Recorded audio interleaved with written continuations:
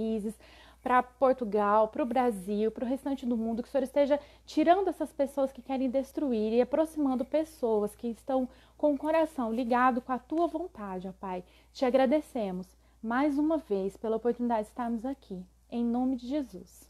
Amém. Amém?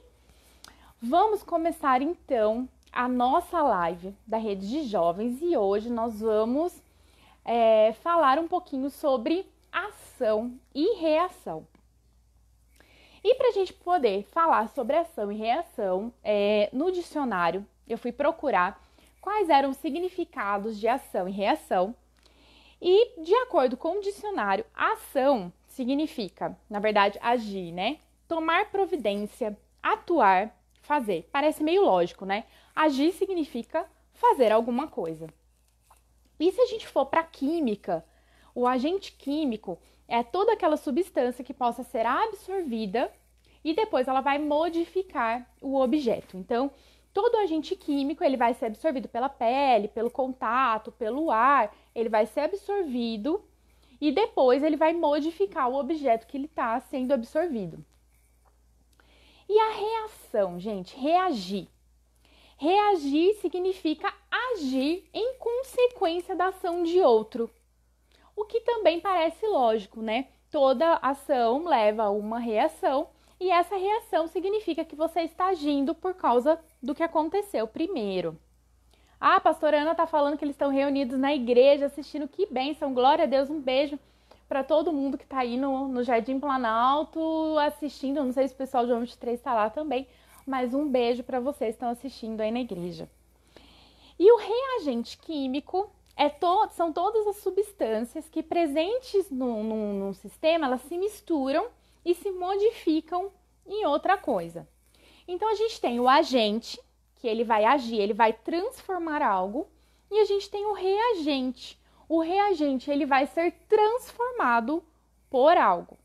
Então, não sei se deu para entender, se ficou claro aqui para vocês, se não ficou, vocês podem mandar nas perguntas aí.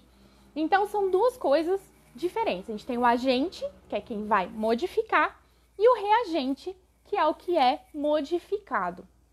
Se a gente parar e prestar atenção, nas duas situações, seja na ação, seja na reação, existe uma atitude. Ó, a pastora Thalita está pedindo para repetir, vou repetir. Quando a gente age, o agente, ele vai modificar alguma coisa. Então, ele está atuando para modificar, seja uma situação, seja um problema, seja um agente químico que ele vai realmente modificar a situação ali. Então, daqui a pouco a gente vai fazer uma experiência, vai ficar um pouquinho mais claro. Então, o agente, ele sempre modifica algo. O reagente, ele é modificado por algo. Então, alguma coisa aconteceu que mudou completamente aquilo, tá? Então, algo acontece primeiro, e aí o reagente, ele vai se moldar, ele vai modificar, ele vai mudar de acordo com o que aconteceu primeiro. Então, acontece uma situação e o reagente é modificado, ele muda. Daqui a pouquinho a gente vai fazer uma experiência aqui que vai deixar mais claro aqui para vocês. Mas se não tiver entendido, pode colocar aí que eu repito e explico de novo. Gente, se a gente for prestar atenção, nos dois conceitos, a gente está falando de ação. Tanto na ação quanto na reação, existe uma ação. A diferença é, eu estou agindo porque eu quero que algo seja diferente, ou eu estou agindo porque algo aconteceu na minha vida. E é esse insight que eu quero que vocês peguem. Por que eu estou agindo na minha vida?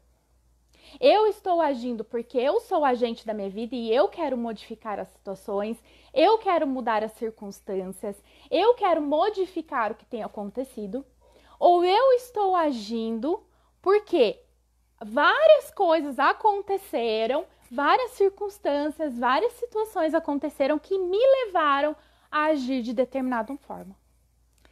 Tanto na ação quanto na reação, nós estamos agindo, mas o que muda é o motivo. Por que eu estou agindo ou reagindo de determinada maneira. Nós vamos fazer uma experiência aqui e eu quero que vocês coloquem para mim quem é o agente e quem é o reagente nessa situação, tá bom? Eu vou apresentar duas situações para vocês e eu quero que vocês coloquem para mim nessa situação quem é o agente, quem é o reagente. Ó, primeiro eu vou mostrar para vocês aqui, eu tenho uma vasilha com o ovo e por óbvio, como eu tô colocando a mão aqui dentro e tá tudo ok, essa água está natural, ela tá fria. Gente, o que acontece com o ovo na água fria? Muda alguma coisa no ovo, gente? Vou deixar vocês me responderem e interagirem aí. Muda alguma coisa o ovo na água fria? Ele deixa de ser ovo? Muda alguma coisa na estrutura dele? Como o que acontece? E eu vou pedir que hoje nós vamos ter a participação especial da pastora Cleide para nossa live. Muda alguma coisa, gente? Vou esperar vocês me responderem aí. Ó. A Gabriela tá falando, não muda nada. É água e ovo. A água muda, gente, porque eu coloco o ovo dentro? A água deixa de ser água porque eu tô colocando o ovo dentro aqui? Também não. A água também tá igual. E aqui as duas estão na condição natural. Agora nós vamos modificar um pouquinho a situação. Eu vou pedir para a pastora Cleide trazer aqui o ovo. Pode trazer. A pastora Cleide vai trazer um ovo agora diferente, numa água diferente para mostrar para vocês e vocês me falarem se vai mudar alguma coisa ou não. Ó, o negócio aqui tá fervendo. Fervendo. Deixa eu pegar aqui. Gente, agora, por óbvio, eu tô até não, o cabo com não tá luva. quente. Não tem problema. Panela que Deixa eu tá. pegar aqui. Gente, ó. Temos aqui uma água. Acho que dá pra ver pra vocês. Ó, se colocar até o óculos perto embaixo. Acho que dá pra ver que a água tá bem quente. Tá borbulhando aqui a água, ó. E o ovo aqui dentro, não vai dar pra eu enfiar a mão e pegar o ovo aqui porque tá bem quente. Acho que dá pra ver a fumacinha. Dá pra ver a fumacinha, gente? Acho que dá pra ver a fumacinha. Então, a água tá bem quente. Pode ir? Pode levar? Pode. E aí, a minha pergunta pra vocês é: esse ovo da água quente é o mesmo ovo dessa água fria aqui? Vamos abrir pra gente ver como que tá esse ovo. Vou abrir aqui o ovo.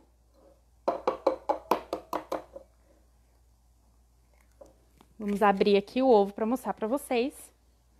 E esse é o ovo da água fria e a pastora Cleide tá lá esfriando um pouquinho para trazer para vocês o ovo da água quente. Gente, a água, o ovo da água quente ficou duro, com certeza. O ovo da água quente mudou. É o mesmo ovo, mas a estrutura não.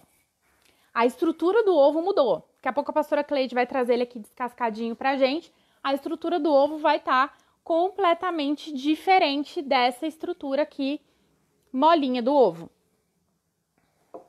Quem é o reagente e quem é o agente dessa situação? Vamos parar para pensar um pouquinho. Vou deixar vocês me responderem aí. Quem é o agente e quem é o reagente desta situação? Olha lá, o Licasso falando, ele cozinhou, ele vai mudar completamente. Ele tá cozido, ele tá diferente. O Eduardo tá falando que tá com fome. Eduardo, pede pra Thalita fazer um ovinho pra você. Aproveita, pede pra pastora Thalita fazer. Gente, quem é o agente, quem é o reagente dessa situação? Se a gente for considerar aqui, a água, seja quente ou seja fria, ela não deixa de ser água. Ela vai continuar sendo água. Tanto que depois que se ela esfriar, dá até para tomar, né? Não tem problema nenhum a gente tomar água. Ela não muda, ela não deixa de ser, ela não deixa de ter a estrutura dela, ela não deixa de ter a natureza dela. Ela não deixa, ó, a pastora Cleide trouxe aqui o ovo cozido. Olha a diferença do ovinho, gente. Ele muda a cor. Ó, a pastora Cleide dando aqui, ó, um beijo para vocês. Ó, ele muda a cor, ele muda a estrutura, ele muda o sabor, ele muda tudo. Ele é outro ovo. Um cru, o outro cozido. Muda completamente. a água quente. E a água fria, ela não deixa de ser água. E aí que a gente precisa pensar. A natureza das situações não podem mudar se nós... Paz, pastora Cleide. O pessoal está mandando aqui beijos e paz para a senhora. A nossa circunstância, ela não pode mudar de acordo a nossa... Na circunstância não, né, gente? Ah lá, ó, a Rosângela está falando, não, foi desnaturado pela ação do calor. O agente foi o calor da água. Exatamente. E aí, Rosângela, muito obrigada, professora de Química. Aliás, se eu não me engano, vai ajudar bastante a gente aqui na nossa aula de ação e reação. Gente, o agente foi o calor. O calor, ele foi o mesmo tanto para a água quanto para o ovo. A diferença foi... A água não mudou a sua estrutura, ela manteve a sua estrutura e a sua essência de água. O ovo, ele se adaptou à situação. Ele modificou completamente. Ele modifica a sua estrutura, ele se adapta ao calor, ele se adapta à situação que ele está vivendo ali dentro da panela de água quente e ele se modifica por completo. A questão é, será que a gente está sendo o ovo ou será que a gente está sendo a água? Por quê? Porque, gente, as circunstâncias e as situações, elas vão chegar na nossa vida e vão bater na nossa porta, independente se a gente é ovo ou se a gente é água. Isso é fato. A situação vai chegar. Agora, a maneira como você decide encarar essa situação, e aí você já pode voltar, ó, várias lives que a gente falou sobre escolha, decisão e espera, lives da pastora Thalita com o Eduardo, que vão falar lá sobre Daniel, sobre a mudança de Daniel. Você pode voltar várias lives e a gente vem parar no mesmo aspecto. A maneira como você vai encarar as situações muda. Se você vai ser o ovo ou se você vai ser a água. Se você vai mudar a sua essência ou se você vai manter a sua essência. A água ela até esquentou, mas ela não deixou de ser água. As circunstâncias, elas vão bater, a tela tá com zoom, Débora. Será que é só a minha? Gente, será que é só o Denis que a tela tá com zoom? Tá bom aí a imagem? Vocês me falem, por favor, se a tela tá com zoom. Porque pra mim aqui tá normal. Aí não sei se pra vocês também tá. Vou continuar aqui. Qualquer coisa vocês me falem. Tá bom? Se a imagem tá legal aí pra vocês. Bom, gente... As circunstâncias, elas vão chegar, tá ótima a imagem, então acho que é só para você, Denis, tá normal, então acho que deve estar no seu celular. Gente, as circunstâncias, elas vão chegar, aqui ó, nas suas lives, as minhas também ficam com o zoom, mas hoje não está, tá normal. Denis, eu acho que é o seu celular mesmo aí, às vezes sai, entra de novo, tenta ver que vai dar certo, eu acho, de vocês entrarem. Gente, as circunstâncias, elas vão bater na porta, elas vão chegar. E a maneira como a gente decide agir ou reagir, se a gente vai ser um agente na nossa história ou um reagente, voltando lá no começo, eu vou pegar o fogo que tá esquentando, que tá borbulhando ali a água e vou continuar sendo água, vou manter a minha essência, vou ser agente da minha história, ou eu vou ser reagente. Eu vou pegar o calor e vou modificar toda a minha natureza em torno daquelas circunstâncias, a decisão é nossa. Se a gente vai ser agente ou se a gente vai ser reagente. A pastora Cleide me mostrou um livro ontem, quando eu disse para ela que o tema da live da Rede Jovem seria ação e reação, do Paul Young Show. E num trechinho, ele faz um conceito assim de agente e reagente, que eu achei muito legal, que eu vou ler para vocês. O livro, ele chama Oração, é do Paul Young Show. E ele coloca a diferença entre as pessoas que agem e as pessoas que reagem. E ele coloca assim, eu vou ler aqui para vocês. Reagir implica permitir que as pessoas, situações e circunstâncias ganhem o controle de tudo. É o que a gente está falando. Reagir significa permitir que as situações externas mudem a nossa essência. Agir implica estar no controle da situação. Implica em agir corretamente e não deixar que as situações mudem a nossa essência. Gente, quantas vezes a gente simplesmente não pensa no que está fazendo, por que está fazendo, qual é o motivo que a gente está fazendo. Vai fazendo. Voltando no começo. Ação e reação são ações. A diferença é o motivo, o insight é o motivo. Eu ajo porque eu quero algo ou eu ajo porque algo me aconteceu. E hoje nós vamos falar de 3 exemplos bíblicos de pessoas que agiram e pessoas que reagiram para a gente poder aprender um pouquinho com grandes homens de Deus o que nós devemos e não devemos fazer para que a nossa vida esteja 100% no controle de Deus e no controle total do plano de Deus para a nossa vida. Amém? Eu vou pedir para vocês abrirem a Bíblia, se vocês conseguirem abrir, em 1 Samuel. Do capítulo 1 ao 7, a gente tem aí a história de Samuel, que eu vou resumir para vocês, porque é uma história muito grande, então eu vou dar uma resumida aqui na situação de Samuel, que ele vai falar um pouquinho sobre a história de Ana, que não podia ter filhos, e ela ia todo ano até a festa em Jerusalém, e ela vai até o templo, ela ora, ela pede a Deus um filho, dá um voto de que ela daria esse filho para Deus, se Deus concedesse esse desejo do coração dela. Deus lembra de Ana, Deus dá esse filho para Ana, e Ana cumpre o voto dela de deixar o Samuel, né, a serviço do templo. E quando eu vou ler só alguns versículos com vocês aqui, a gente vê que quando Samuel ele foi deixado no templo, ele era muito, muito criança. Eu vou ler aqui com vocês no capítulo 1, versículo 24, fala assim: depois de ter desmamado, ela o tomou consigo com um touro de 3 anos, uma éfa de farinha e um odre de vinho, e levou à casa do Senhor em Siló. E era o menino ainda muito criança. Então, a gente vê que assim que Ana desmamou, Samuel, ela já levou para a casa do Senhor. Naquela época, gente, o desmame, né, era diferente da nossa época de hoje, que geralmente as crianças elas ficam, acho que no máximo até 2 anos mamando no peito.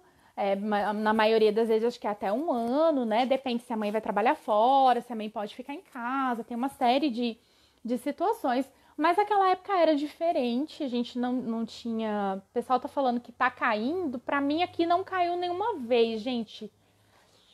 Fala aí se tá caindo, tá voltando, qualquer coisa eu saio, entro de novo. Mas aqui pra mim não travou nenhuma vez, então eu acho que não deve ser aqui. Mas vou esperar vocês me responderem se tá caindo, tá voltando.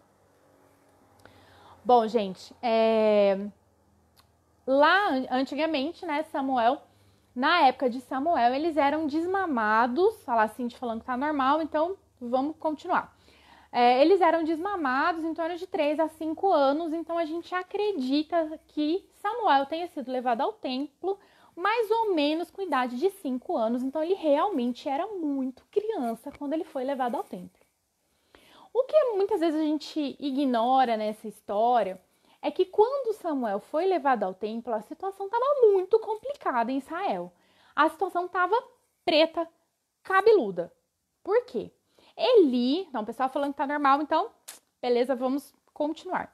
Eli era sacerdote, ele tinha 2 filhos, Ofni e Finéias, e esses filhos faziam tudo que era errado diante do Senhor. Aqui o Eduardo falando que também caiu para ele, o pessoal falando que tá normal aqui, mas voltou ao normal. Então, vamos continuar, qualquer coisa vocês vão me avisando aí.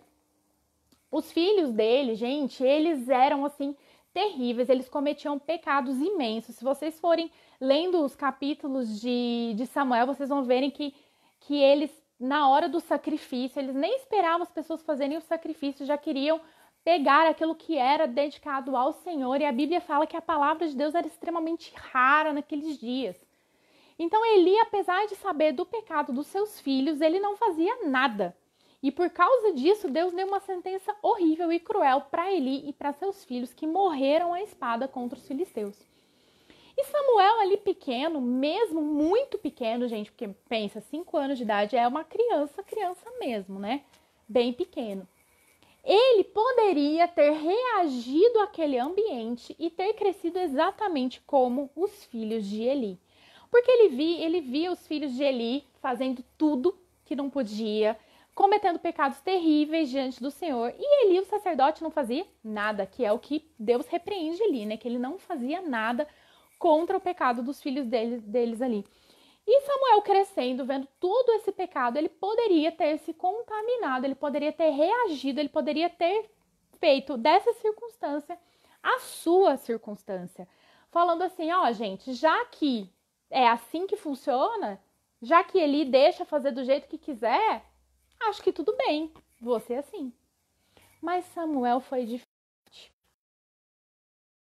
Toda circunstância colaborar para que ele fosse uma pessoa corrupta, para que ele pecasse, para que ele tomasse o exemplo do próprio sacerdote ou de seus filhos, ele decidiu ser alguém diferente. E por causa disso, ele foi reconhecido como profeta diante da presença do Senhor. E Deus chama Samuel e dá uma palavra muito difícil para Samuel. Quando Deus chega e chama Samuel, olha lá, o Pedro está falando em 1 Samuel 2, versículo 12, fala dos crimes dos filhos de Eli. Sim, eram muitos os crimes dos filhos de Eli. Gente, eram terríveis. Quando Deus chama Samuel, Deus chega com uma palavra muito dura para ele falar para Eli. Vamos abrir comigo, deixa eu só achar aqui, o capítulo 3, nós vamos ler o versículo 10 até o versículo 21. Vamos olhar aqui como é que foi a palavra que Deus deu a Samuel para Eli. Depois veio o Senhor, parou e chamou como das outras vezes. Porque Deus já tinha chamado várias vezes, ele achou que era Eli que estava chamando. Ele foi até o profeta entendeu que não, é Deus que está querendo falar com você. Quando Deus chamar, você vai falar, fala que teu servo te ouve. E aí aqui já é a terceira vez que Deus está chamando Samuel. Depois veio o Senhor, parou e chamou como das outras vezes. Samuel, Samuel, ao que respondeu Samuel, fala, porque o teu servo te ouve. Capítulo 3, versículo 11. Então disse o Senhor a Samuel, eis que vou fazer uma coisa em Israel, a qual fará tinir, então vai doer, ambos os ouvidos a todos os que a ouvir. Naquele mesmo dia cumprirei contra Eli, de princípio a fim, tudo quanto tenho falado a respeito da sua casa. Ou seja, se vocês voltarem alguns capítulos, eu já tinha dito a Eli que ia matar os seus 2 filhos e que ele ia morrer por causa dos pecados dos filhos e porque ele não corrigia. Mas Eli, mesmo assim, não mudou. Não fez nada para alterar essa situação. Porque já lhe fiz saber que hei de julgar a sua casa para sempre por causa da iniquidade que ele bem sabia, pois os seus filhos blasfemavam a Deus e ele não os repreendeu. Portanto, jurei à casa de Eli que nunca jamais será expiada a sua iniquidade, nem com sacrifícios, nem com ofertas.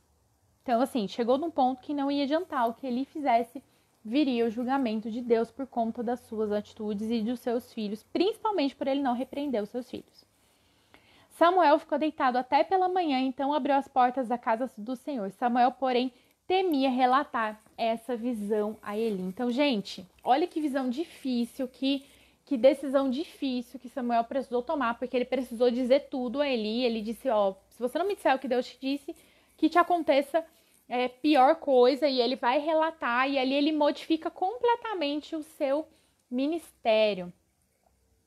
Olha lá, incendiou a chuva daqui ou o frio de pó está congelando até o sinal de internet. Pode ser, viu, Eduardo? Sabe por quê? Porque aqui tá um frio hoje, mas tá um frio. Mas um frio. E a previsão é de amanhã estar 5 graus no horário da EBD. Então pode ser o frio que esteja transmitindo um sinal congelado de internet aí para Paraíso. Não tá chovendo, mas tá gelado. Faz sentido, pode ser. Gente, o ministério de Samuel, ele foi todinho modificado por conta dessa atitude de Samuel. Samuel decidiu não ser ovo.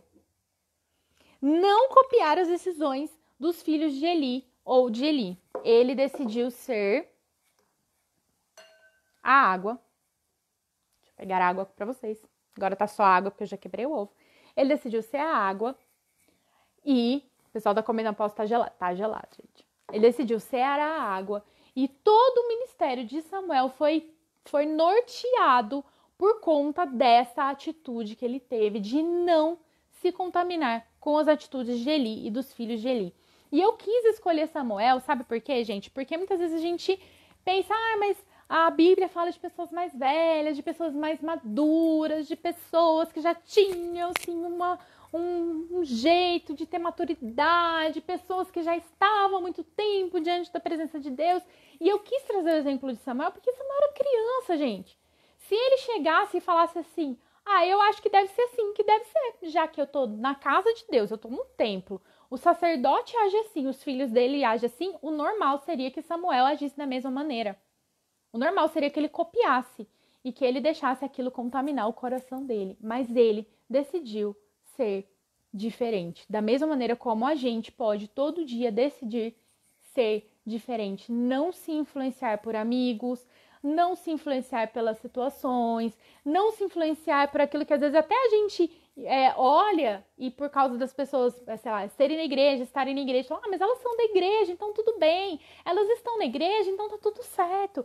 Mas aquele ali que, sei lá, às vezes é um líder, alguma coisa, age daquele jeito. Mas ele é um líder, então deve estar certo, eu vou copiar. Não, gente, vamos aprender com Samuel. O que é certo, não importa se a pessoa está numa posição de autoridade, uma posição que ela vai influenciar outras pessoas. Se aquilo que ela está fazendo é errado, é errado. E Deus vai cobrar da pessoa. Também não adianta ficar julgando a pessoa, falar da pessoa, não. Haja por você.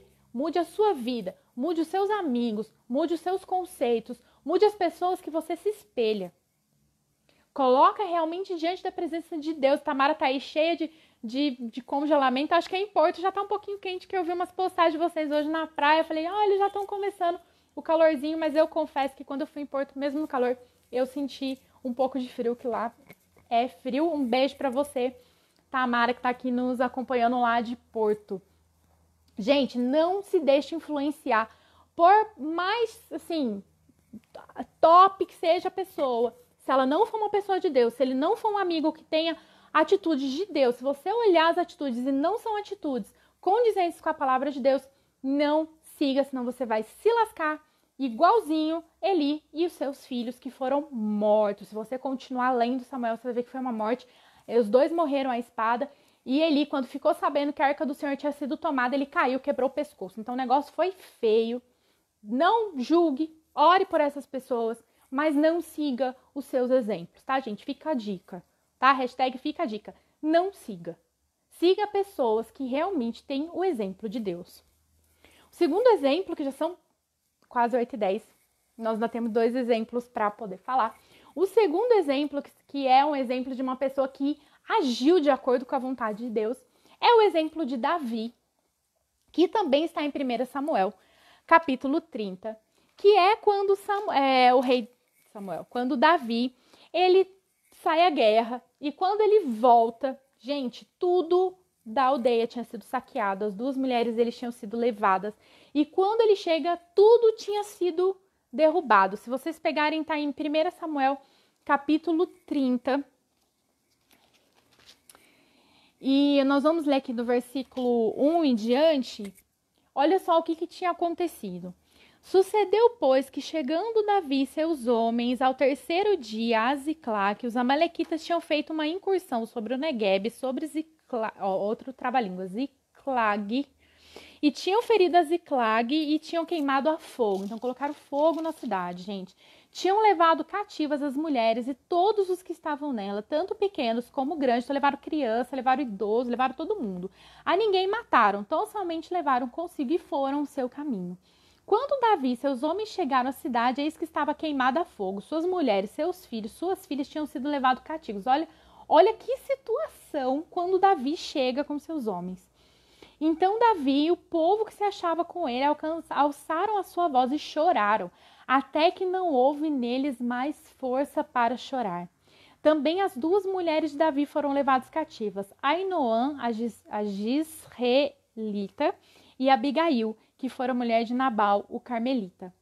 Também Davi se angustiou, pois o povo falava em apedrejá-lo. Olha que situação que Davi estava. Davi chega, a cidade está incendiada, levaram todo mundo, inclusive as duas mulheres dele, e o povo está querendo apedrejar. O povo chorou até não ter mais força para chorar, até que não acabou mais. Não era que eles não queriam mais chorar, eles queriam chorar, mas eles já não conseguiam mais, porque já tinha acabado toda a água, tinha pego todo o reservatório de água do corpo, já tinha saído na lágrima, a pessoa já estava desidratada, não conseguia chorar, então a situação assim, realmente estava muito feia, tudo queimado, levaram todo mundo embora, queriam apedrejar Davi. Olha que situação, olha que circunstância. Todo mundo ali conhecia a Deus, mas estava todo mundo chorando, desesperado, choraram. Também Davi se angustiou, está no versículo 6, pois o povo falava em apedrejá-lo, porquanto a alma de todo o povo estava amargurada, por causa de seus filhos e de suas filhas, mas Davi se fortaleceu no Senhor, seu Deus. Disse Davi a Abiatar, o sacerdote. O que Davi foi fazer? Davi foi procurar o sacerdote. Davi foi procurar uma palavra de Deus. Filho de Aimeleque, traz-me aqui o éfode. E Abiatar trouxe o éfode a Davi. Então consultou Davi o Senhor, dizendo, perseguirei eu a tropa? Alcançá-la-ei? Respondeu-lhe o Senhor, persegue, porque de certo alcançarás e tudo recobrarás. O que acontece, Davi? Ele tinha uma situação horrível diante dele. A situação estava lascada, tudo queimado, tudo acabado, não tinha mais o que fazer.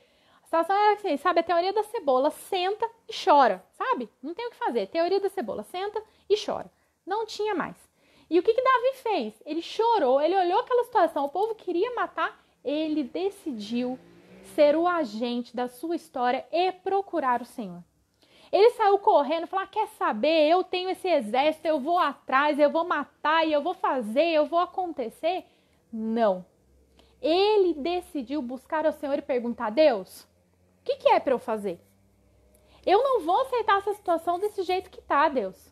Eu preciso saber, se eu for atrás, eu vou encontrar, eu vou conseguir recuperar. E Deus falou, olha, você vai encontrar e você ainda vai recuperar tudo que foi perdido.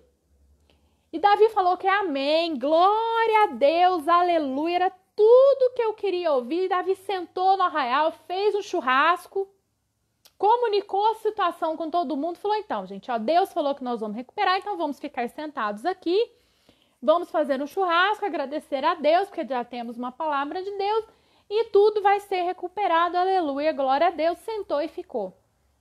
É isso, gente, que aconteceu? Saiu a guerra.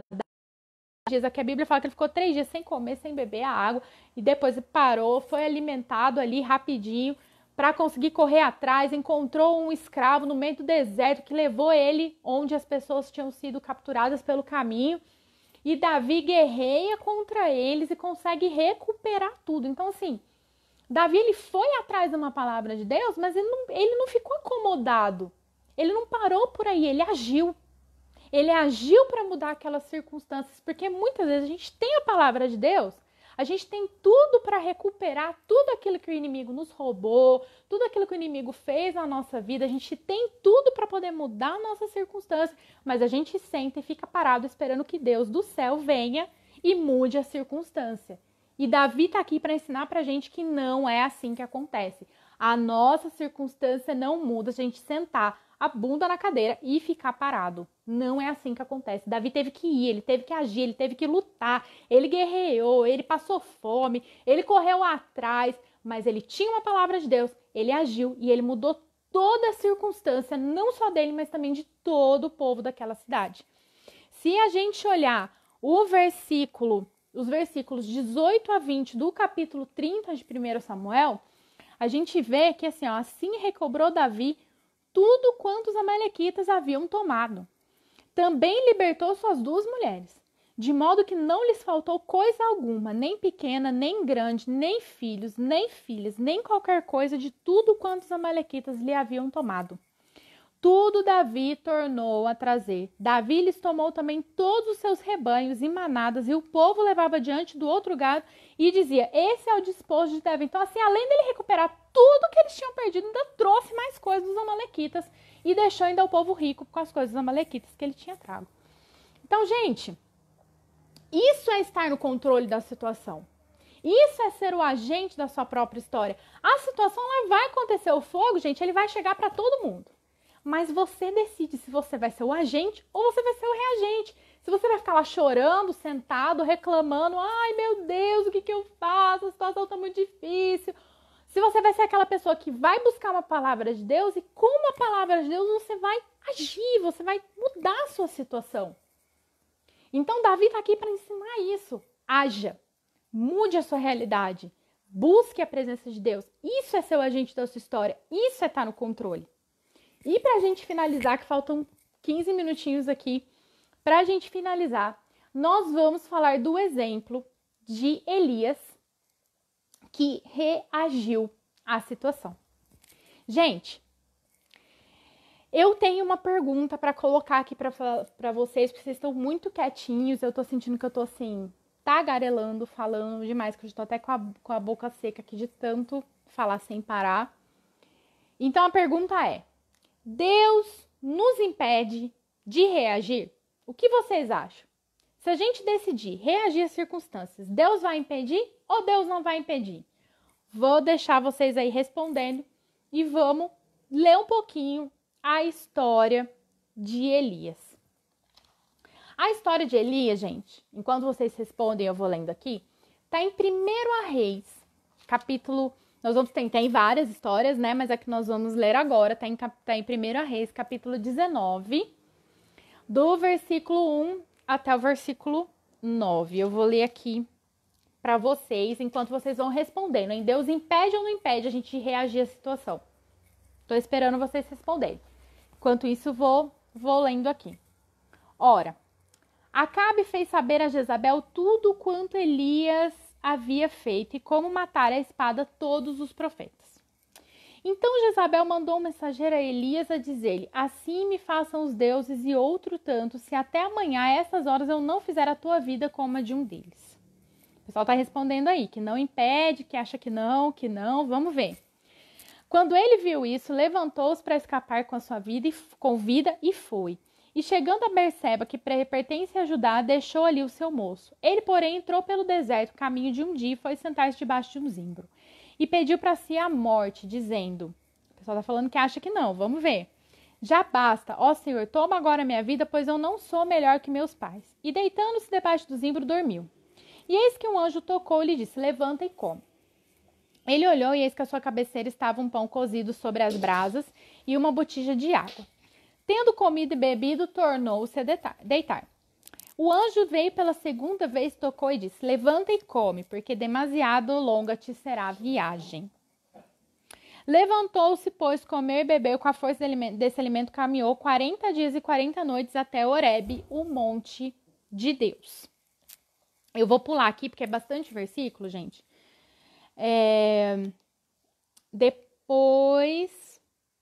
Nós vamos aqui para o versículo 13, né? Porque ele chega lá no Monte Horebe, entra na caverna, Deus fala, sai da caverna, que eu vou falar contigo. Vem um vento, vem um terremoto, depois vem um vento forte, depois vem uma brisa, e Deus estava na brisa para falar com Elias. Ao ouvi-la, Elias cobriu o rosto com a capa e saindo, pois, a entrada da caverna, e eis que veio uma voz que dizia, que fazes aqui, Elias? Então, o que Deus pergunta? O que você está fazendo aí? E isso ele já estava lá no Monte Horebe. Respondeu ele, tenho sido muito zeloso pelo Senhor dos Exércitos, porque os filhos de Israel deixaram o teu pacto, derrubaram os teus altares, mataram os teus profetas à espada. Somente eu fiquei e buscam a minha vida para tirar-me. Deus, olha, vamos ver o que Deus responde para ele. Então o Senhor disse, vai, volta pelo teu caminho para o deserto de Damasco. Quando lá chegares, ungirás a Azael, para ser rei sobre a Síria, Jeú, filho de Nício, ungirás para rei sobre Israel, bem como Eliseu, filho de Safate, de Abel, Meolá, ungirás para ser profeta no teu lugar. Todavia, deixei em Israel 7.000, todos os joelhos que não se dobraram a Baal e toda a boca que não o beijou. Gente, o que aconteceu? Vamos voltar aqui no contexto de Elias. Tinha descido fogo do céu. Tinha ficado 3 anos, na verdade tinha ficado 3 anos sem chuva, né? Elias falou, vai ficar 3 anos sem chover, ficou sem chuva, depois 3 anos e meio, né? Sem chuva. E aí depois Deus fala para ele, ó, tá na hora de você voltar, se apresentar a Acabe, desce a chuva, vem os profetas de Baal, desce fogo do céu, consome tudo o sacrifício, queima tudo, eles matam os profetas de Baal, de Acera, a espada, aquele poder maravilhoso de Deus sobre a vida de Elias, a ação inteira se rendendo ao Deus de Israel, aquela coisa linda, maravilhosa. Aí vem o recado de Jezabel, e Elias parece que ignora tudo isso que aconteceu, e ele decide fugir. Ele simplesmente reage à situação. A gente percebe que Elias, ele, em momento algum, ele foi e perguntou para Deus, falou assim, Deus, ó, Jezabel mandou me matar, o que o senhor quer que eu faça? Gente, já tinha acabado esse fogo do céu, gente, pensa o tanto que esse homem era usado por Deus, quem não tem nem como discutir como Elias era um homem de Deus. Mas ele não parou, ele não orou, ele não buscou a Deus, ele simplesmente decidiu fugir. E aqui que vem a resposta de vocês. Deus nos impede de reagir? Vocês colocaram não. E vocês estão certos. A gente vê que hora nenhuma Deus chegou e falou assim, para, Elias. Você tá querendo fugir? Você tá louco, filho? Olha só o que eu acabei de fazer com você, descer o fogo do céu. Deus não chega para Elias e fala assim, para tudo, o que é isso? Você tá ficando louco? De jeito nenhum. Olha só, se a gente for parar e prestar atenção, Deus mandou um anjo para encontrar com ele, levar comida, mandar ele comer. Aí ele comeu. Aí depois ele dormiu. Depois ele comeu de novo. E essa da comida sustentou ele 40 dias e 40 noites, porque ele tinha decidido fugir pelo deserto. E Deus sabia que ele ia precisar dessa comida para ele poder sobreviver. Com essa comida ele teve força e vigor e andou 40 dias e 40 noites pelo deserto até o Monte Horebe, que é o Monte Sinai. É a mesma coisa, Monte Horebe e Monte Sinai, só muda a língua aí, que um nome é hebreu, o outro nome é assírio.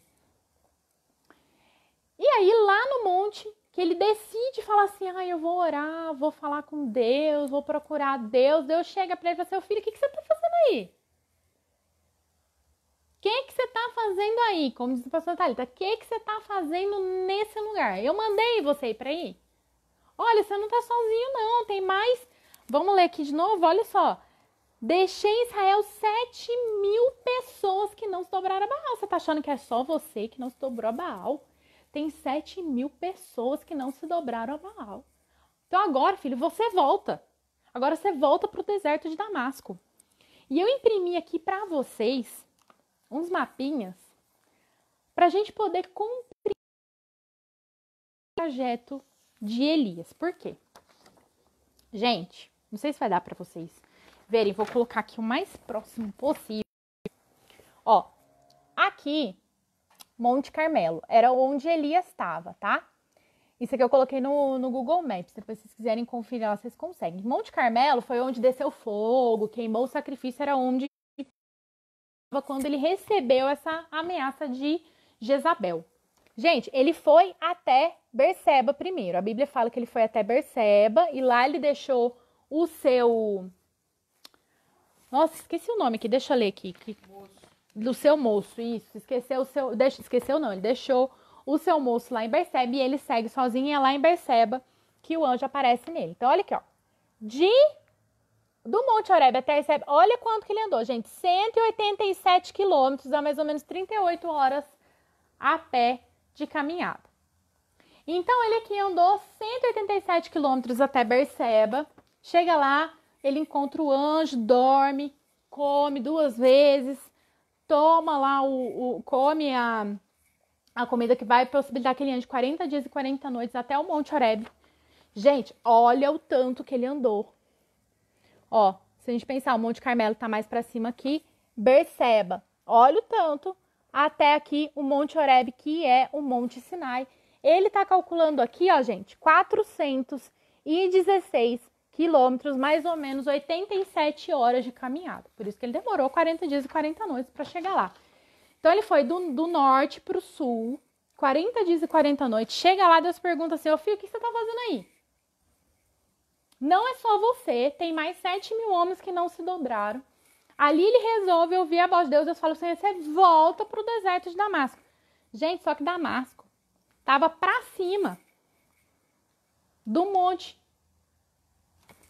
original que ele estava, que era o Monte Carmelo. Se vocês prestarem atenção aqui, ó, vou mostrar o primeiro mapa, ó, aqui, ó, o Monte Carmelo, vocês estão vendo aqui, ó, Tel Aviv, deixa eu achar aqui, cadê Jerusalém? Jerusalém tá aqui, ó, tá vendo? Então aqui o Monte Carmelo. Damasco tá pra cima, ó, tá vendo, ó? Jerusalém, aqui, ó, Damasco. Gente, olha como ele foi longe. Do Monte Sinai até Damasco, ele teve que andar aproximadamente 705 quilômetros, que dá mais ou menos 143 horas. Olha que perda de tempo, que perda de trajeto.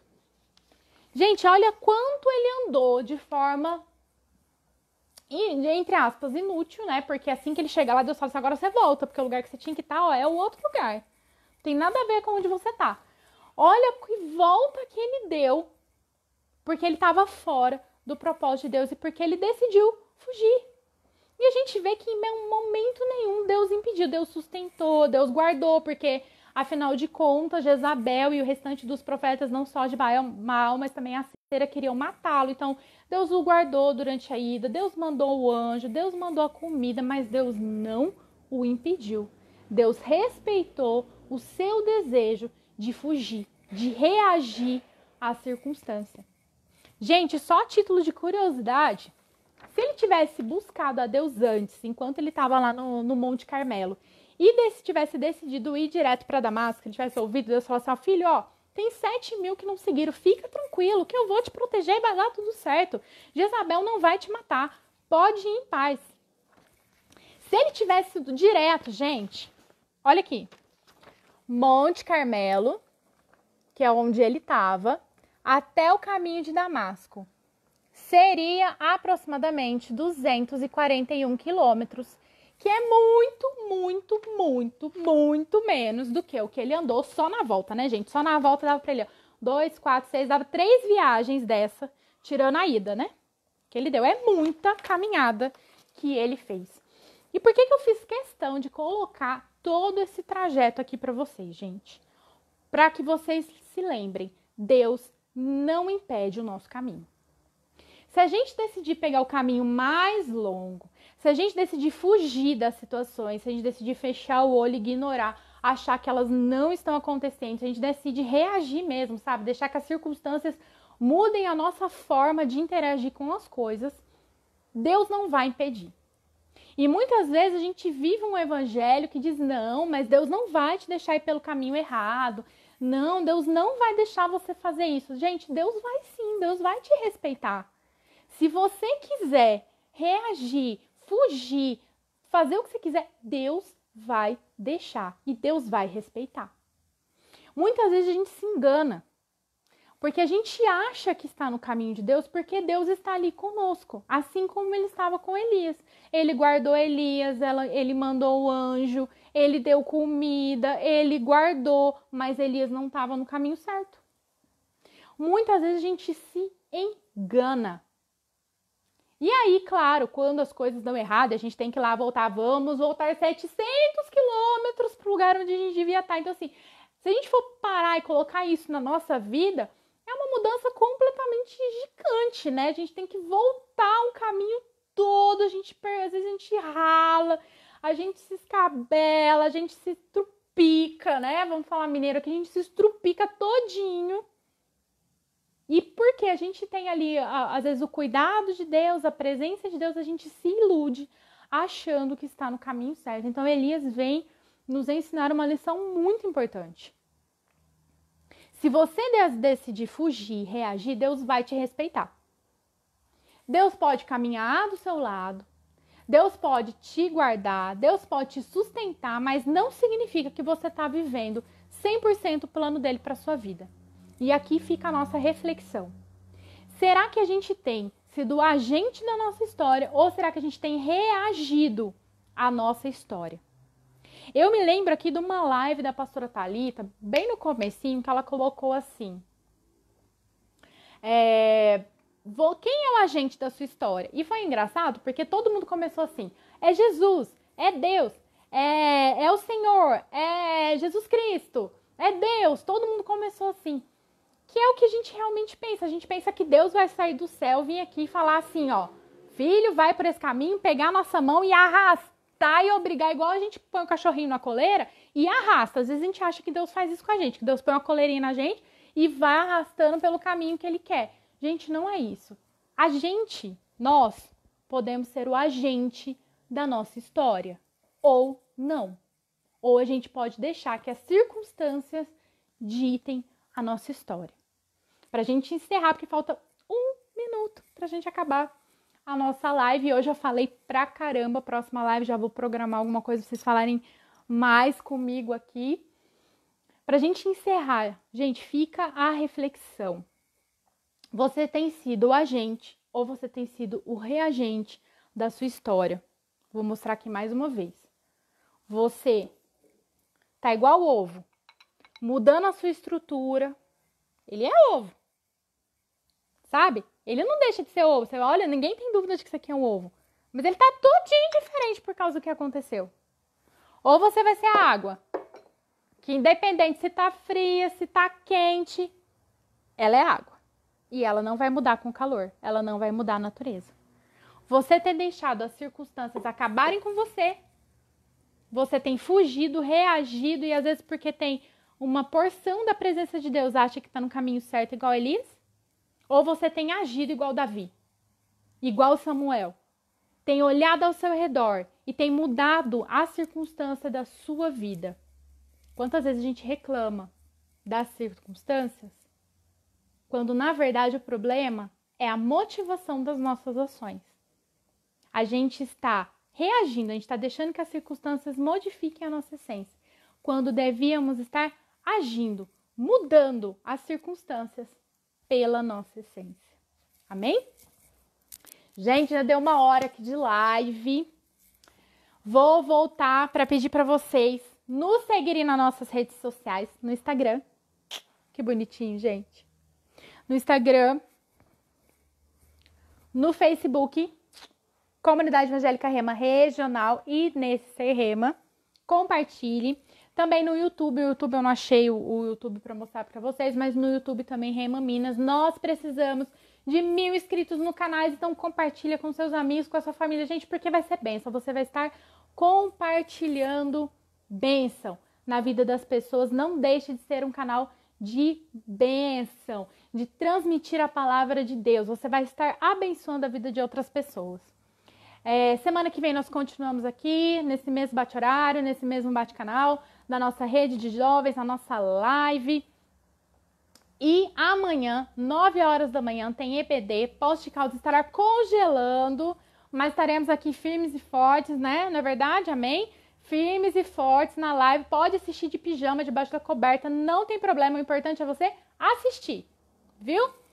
Assiste debaixo da coberta, mas assiste ao vivo. Seja abençoado, porque Deus tem uma bênção especial. Se você pode estar ao vivo, você vai assistir, Deus tem uma bênção especial sobre a sua vida. Assim de estar colocando os links aí, já clica lá, se inscreve, coloca lá o joinha, coloca lá para seguir, curte, inscreva lá no YouTube, ativa o sininho para as notificações. Amanhã é EBD às 9 horas da manhã, viu, gente? Vai estar no Facebook Comunidade Evangélica Rema Regional. Eu também vou compartilhar o link nesse Facebook aqui para vocês. Que Deus os abençoe. Um sábado abençoado. Eu esqueci, gente. A gente tem o Rema Minas e a gente também tem o Afinal, que a Bíblia diz que amanhã também tem vídeo novo, canal da pastora Thalita, que é de bênção, coisa assim que muda a nossa vida, que vai falar das nossas emoções, nossos sentimentos e como nós vamos reagir a isso. É só bênção, gente. É bênção pura. 24 horas de bênção pura. Você precisa compartilhar. Ser um canal de transmissão de bênção. Um beijo para vocês. Que Deus os abençoe. Até sábado que vem. E não esqueça, amanhã, 9 horas, EBD com a pastora Thalita e com o Eduardo. Eles estão falando sobre as cartas do Apocalipse. Amanhã, a 4ª carta do Apocalipse. Não perca. Um beijo. Tchau, tchau, pessoal.